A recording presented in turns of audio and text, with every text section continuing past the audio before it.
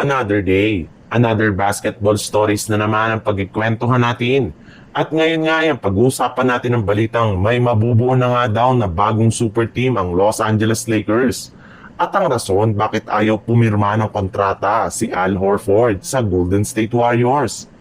Ayon nga sa ibinulgar ng isang source, nagkausap na nga daw po ang mismong kampo ni Bradley Beal at ang front office ng Lakers kung saan hinihintay na lang naman nga daw ng dalawang ito na makuha ng Los Angeles Lakers ang kanilang biannual exemption sa kanilang gagawing trade ngayong July bago nila papirmahin na ng kontrata si Bradley Beal sa kanilang kupunan. In other words, mukhang nakalock in na nga si Bradley Beal sa paglalaro sa lineup ng Lakers at yan nga ang dapat pakaabangan ng kanilang mga fans.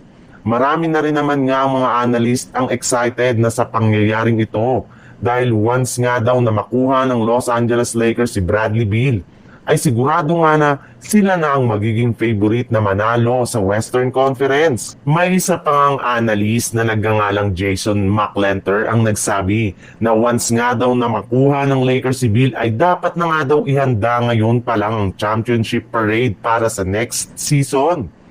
Sa ibang balita naman, tuluyan na nga nag-move on ang Golden State Warriors kay Al Horford since kahit man anuman nga ang kanilang gawin ay hindi pa rin naman nga nila ito nakukumbinsi na pumirma at maglaro sa kanilang kupunan. Inaasahan rin naman nga sana na pipirma na ito sa kanila ng kontrata ngunit makalipas ang 2 linggo ay wala pa rin naman ngang nangyayari. Kaya tanong nga po ngayon ng karamihan, ano nga ba ang tunay na rason bakit ayaw ni Al Horford na sumali sa Golden State Warriors? Kung meron man ngang isang team ang siguradong makakapagbigay sa kanya ng oportunidad na makakuha ng kampyonato bago pa man siya magretiro.